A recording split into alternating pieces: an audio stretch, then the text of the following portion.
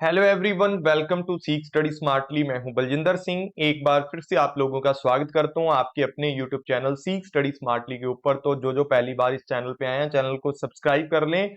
Dear friends, सभी को पता है कि आज हमारा एग्जाम हो चुका है, यूजीसी नेट का पहला एग्जाम हो चुका है। तो मैं 2024 का 21 अगस्त का शिफ्ट नंबर 1 है जो आज हुआ है, उस एग्जाम के बारे में आपको बताने वाला हूं कि क्या एग्जाम के अंदर आया था। और 18 जून वाला जो हमारा पेपर हुआ था 2 शिफ्टों के अंदर, उससे कितना ज्यादा टफ लेवल है या कितना ज्यादा नीचे का लेवल है। तो डियर फ्रेंड्स, आप सभी बच्चों का स्वागत है क्लास में। तो एक बार क्लास को लाइक एंड शेयर कर दे। मैं आपके साथ सही और संपूर्ण जानकारी आपके साथ शेयर करने वाला हूं। 4 से 5 बच्चों ने मेरे को फीडबैक दिया है एग्जाम देने के बाद।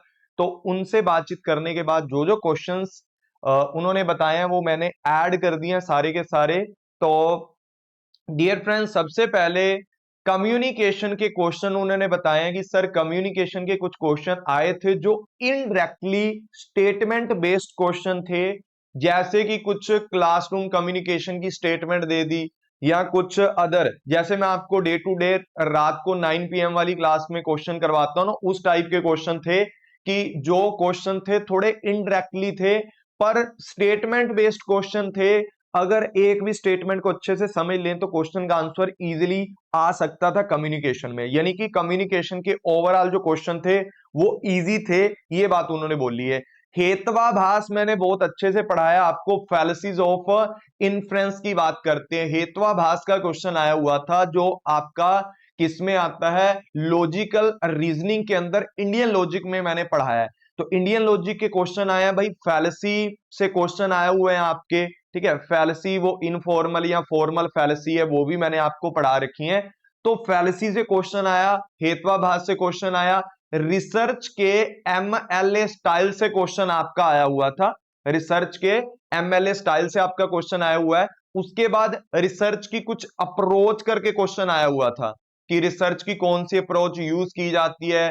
देखो, पोस्ट पॉजिटिविस्टिक या मतलब पोस्ट पॉजिटिविस्टिक या पॉजिटिविस्टिक अप्रोच है आपकी, या डिडक्टिव अप्रोच है, इंडक्टिव अप्रोच है। तो अप्रोच आपको सारी पढ़नी है। मैं तो आपको बोलता हूं हर बारी की रिसर्च के जो टाइप है ना, सबसे ज्यादा क्वेश्चन मेरे भाई यहां से ही आपको देखने को मिलते हैं। तो रिसर्च के टाइप आपने कभी भी नहीं छोड़ के जाने, रिसर्च की अप्रोच आपको नहीं छोड़ के जानी। हाँ, रिसर्च के अंदर MLA स्टाइल है, APA स्टाइल है, वो मैंने यूट्यूब पे पढ़ा रखे हैं। साथ ही साथ ना, जो पिछली बार क्वेश्चन आया था आपका ऑल एट वाला, है ना, मतलब रिसर्च के कुछ आपको मतलब फुल फॉर्म दी जाती है, उसका मैचिंग वाला 18 जून में क्वेश्चन है, वो मैं ऑलरेडी अपने यूट्यूब चैनल पे करवा चुका हूं। वो सभी बच्चों ने पढ़ना है। सही है। उसके बाद मैंने बहुत बार आपको वेब 1 और मतलब 1.0 और वेब 5.0 तक आपको पढ़ाया हुआ है। इसमें क्वेश्चन ये पूछा गया था कि ब्लॉगिंग है जो आपकी, वो कहां पर आती है ना, ब्लॉगिंग कहां पर लाई करती है। यानी कि ये जैसे वेब 0.1, तो वेब 0.2 के ऊपर, वेब 2.0 के ऊपर है जो आपकी ब्लॉगिंग आती है। ये मैंने यूट्यूब चैनल पे पढ़ाया हुआ है। आपने क्या करना है, इसके क्वेश्चन भी मैंने सारे पढ़ाए हुए हैं उसी क्लास में। तो प्लीज जरूर जाकर के वेब 1.0 और 5.0 है जो आपका, उसको आपने पढ़ना है। अच्छा, 8 घंटों वाली मैंने क्लास पढ़ाई है आपको, जिसके अंदर आईसीटी के मैंने सारे के सारे वायरस पढ़ाए हुए हैं आपको कि कौन कौन से कंप्यूटर से रिलेटेड वायरस हैं। तो यहां पर ट्रोजन हॉर्स या वॉर्म्स वाले जो वायरस हैं वो आपके एग्जाम में आए हैं। और आईसीटी की जो पिछली क्लासेस हैं, इनके अंदर भी मैंने बहुत अच्छे तरीके से आपको ये चीजें पढ़ाई हुई हैं। रिसर्च का इंटरनल एंड एक्सटर्नल वैलिडिटी वाला जो आपका क्वेश्चन है वो आया हुआ था। ब्रीडर रेक्टर, है ना, पिछली बार भी आपका 18 जून को आया था। ब्रीडर रेक्टर क्या है उसके बारे में। फिर ना एक आपको पता है कि आजकल ना एक ट्रेंड चला हुआ है यूजीसी के अंदर कि सीक्वेंस वाले क्वेश्चन पूछे जाते हैं। तो कन्वेंशन एंड प्रोटोकॉल जो पीपल डेवलपमेंट इन्वायरमेंट की क्लास में मैंने बहुत अच्छे से आपको पढ़ाए हैं। फ्री की जो रात को 9 PM वाली क्लास होती है उसमें भी मैंने आपको कन्वेंशन एंड प्रोटोकॉल पढ़ाए हुए हैं MCQ वाली क्लास में। वहां से आपने ये वाली क्लासेस को कवर करना है। साथ ही साथ यहां पर आपका स्पीड एंड डिस्टेंस वाला क्वेश्चन भी आया हुआ था। स्पीड एंड डिस्टेंस वाला क्वेश्चन बहुत अच्छे से मैंने कवर करवाया, फ्री क्लासेस में भी कवर करवा रखा है और पेड वाली क्लासेस में इस बार मैंने बहुत ही ज्यादा क्वेश्चन आपको स्पीड एंड डिस्टेंस वाले और मैथ के बहुत ही डीपली आपको समझाए हुए हैं। सही है। उसके बाद हाइपोथेसिस से रिलेटेड या इसके टाइप से रिलेटेड, इसके नेचर से रिलेटेड क्वेश्चन आपके बन सकते हैं। और इस बार भी हाइपोथेसिस के नेचर या कैरेक्टरिस्टिक के ऊपर क्वेश्चन आया हुआ था। और कंप्यूटर वायरस मैंने आपको बता दिया कि सारा टॉपिक आपको 8 घंटों वाली आईसीटी वाली क्लास से आपको कवर कर लेना है। डॉक्टर अंबेडकर यूनिवर्सिटी पे क्वेश्चन पूछा गया था। सही है। उसके बाद सीक्वेंस वाले क्वेश्चन आपसे पूछे गए थे, जैसे कन्वेंशन वाला क्वेश्चन है, इसी तरीके से कुछ और चीजें थी जिसके अंदर सीक्वेंस वाले क्वेश्चन पूछे गए थे। एक कम्युनिकेशन के क्वेश्चन के अंदर भी सीक्वेंस वाला पूछा गया था।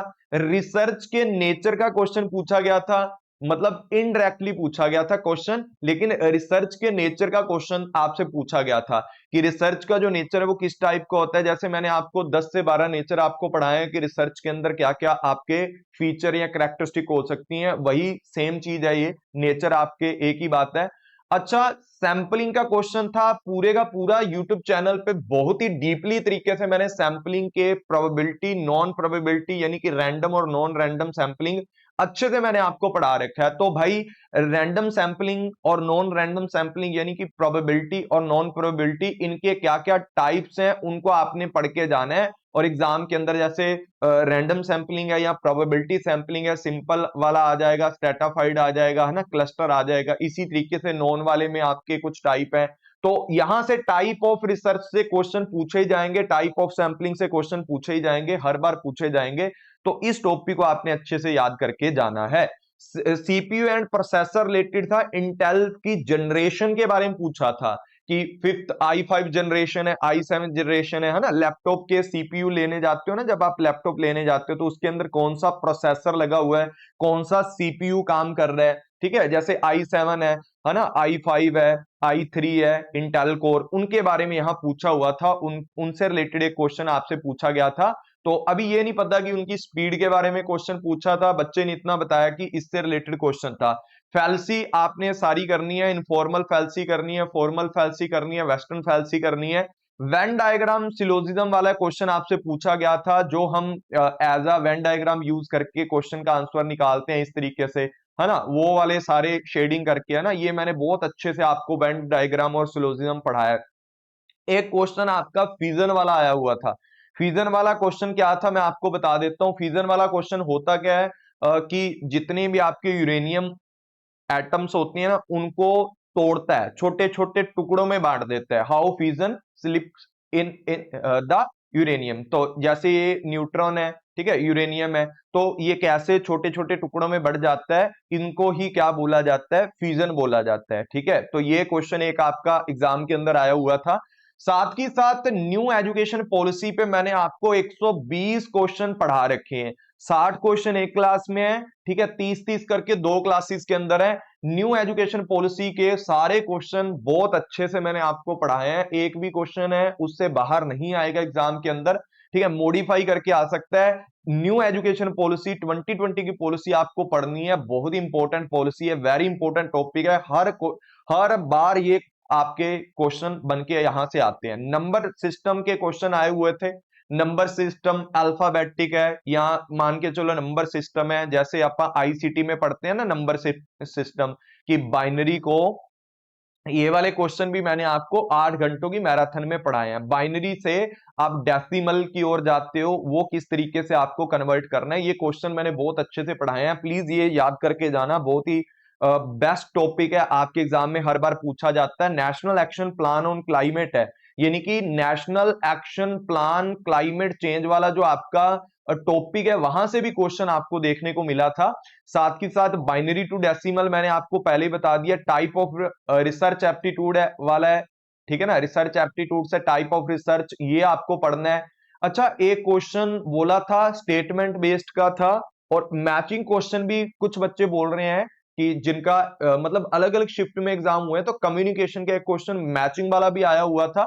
साथ ही साथ यहां पर पूछा गया है कि आपका कौन सा बायोकेमिकल, BOD और COD, ठीक है, इसके बारे में क्वेश्चन पूछा था, मैंने ऐड कर दिया यहां पर। बायोलॉजिकल ऑक्सीजन डिमांड की बात करता है, केमिकल ऑक्सीजन डिमांड की बात करता है, यहां से क्वेश्चन आया हुआ था कि जो बायोलॉजिकल है वो क्या होती है, ऑक्सीडेंट प्रोसेस होती है, केमिकल वाली कौन सी ऑक्सीडेंट प्रोसेस होती है, इनके बारे में आपको यहां पर बताया गया, तो इनको पढ़ लेना अच्छे से, स्क्रीनशॉट कर लो। ठीक है, इसकी वैल्यू है डिटरमाइंड 5 डेज की होती है, इसकी फ्यू डेज होती है। ठीक है, जो आपका बीओडी वैल्यू है लोअर देन सीओडी होती है, सही है। और यहां पर आपकी क्या होती है, सीओडी जो वैल्यू होती है बीओडी से ज्यादा होती है, केमिकल की जो वैल्यू होती है ज्यादा होती है, सही है। BOD is use to oxidise the natural organic matter and organic waste in the water, तभी होता है। और ये केमिकल जब मिलता है उसके अंदर सीवेज मिलता है या बहुत सारी चीजें हैं,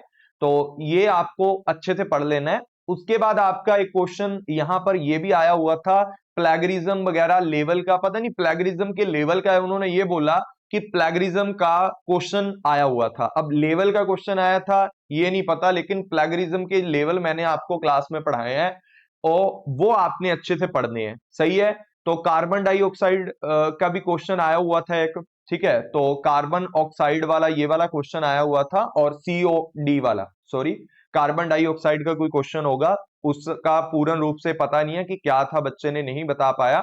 cross sectional longitudinal, cross sectional का मतलब क्या होता है, जब एक ही टाइम पर मैनी ऑफ फैक्टर्स की हम बातचीत करते हैं, एक ही टाइम पीरियड के अंदर एक से ज्यादा या मल्टीपल वेरिएबल्स के बारे में आप स्टडी करते हैं रिसर्च के अंदर, उसको क्रॉस सेक्शनल रिसर्च का नाम दिया जाता है। यहां से क्वेश्चन आया था, डाटा इंटरप्रिटेशन लॉन्ग था बट थोड़ा इजी था, ऐसा नहीं कि आपने क्वेश्चन नहीं निकल पाए, क्वेश्चन निकल पाए। ठीक है, आरसीबी थोड़ा लॉन्ग था लेकिन इजी था, क्वेश्चन उनके हो पाए बच्चों से, सही है। और लॉजिकल रीजनिंग से कुछ इक्विवेलेंट और कन्वर्जन वाला क्वेश्चन बच्चे ने बताया कि सर कन्वर्जन वाला, ऑब्वर्जन वाला, ठीक है ना, कॉन्ट्रापोजिशन, ये आपने पढ़ के जानी है, 3 चीजें होती है ना, पढ़ के जानी है आपने। ठीक है, तो यहां से क्वेश्चन इन अगले एग्जाम के अंदर भी आ सकते हैं, इक्विवेलेंट वाले क्वेश्चन है, कॉन्ट्रापोजिशन और कॉन्ट्रा कन्वर्जन ऑब्वर्जन। ठीक है, कॉन्ट्रापोजिशन, 3 चीजें आपने अच्छे से पढ़ के जानी है लॉजिकल रीजनिंग की। कुछ क्वेश्चन आपके ऑनलाइन एजुकेशन पोर्टल्स के ऊपर आए हुए थे, यानी कि डिजिटल इनिशिएटिव्स की बात कर रहा है, जो मैंने आईसीटी के अंदर आपको 15 से 20 डिजिटल इनिशिएटिव्स के बारे में आपको पढ़ा रखा है। और वैसे भी आप मेरे यूट्यूब चैनल की प्लेलिस्ट में जाओगे, वहां पर भी आपको डिजिटल इनिशिएटिव्स के क्वेश्चन मिल जाएंगे। एनिशेंट इंडिया हायर एजुकेशन के कुछ क्वेश्चन आए थे, वहां से क्वेश्चन आपको देखने को मिले थे। साथ ही साथ यहां पर कुछ इनफॉर्मल फैलेसी के क्वेश्चन है, आपको वो देखने को मिले थे। AEIO, ठीक है, यानी कि इक्विवेलेंट वाले क्वेश्चन लगा लो यहां से, या ये मान के चलो कि मतलब ऑल, ठीक है ना, ऑल ARB ये किसके इक्विवेलेंट है ना, ऐसे क्वेश्चन बनते हैं ना हमारे, कौन से बनते हैं ये, स्केयर ऑफ ऑपोजिशन वाले या सिलोजिज्म वाले क्वेश्चन बनते हैं। तो ये आपको मेथड याद होना चाहिए किस तरीके से इसको यूज किया जाता है। तो ये सारे क्वेश्चन थे जो आपके एग्जाम के अंदर आए थे, मैंने संपूर्ण क्वेश्चन है 4-5 बच्चों ने जो भी मुझे बताया, सारी की सारी चीजें मैंने यहां पर ऐड ऑन कर दी हैं। तो डियर फ्रेंड्स, अगर आप सभी बच्चों को अच्छा लगाओ, अब देखो इसका मतलब ये नहीं है कि मैंने सही और संपूर्ण जानकारी दी है कि इन फ्यूचर जो आपके एग्जाम होगा उसके अंदर भी सेम ही क्वेश्चन आएंगे।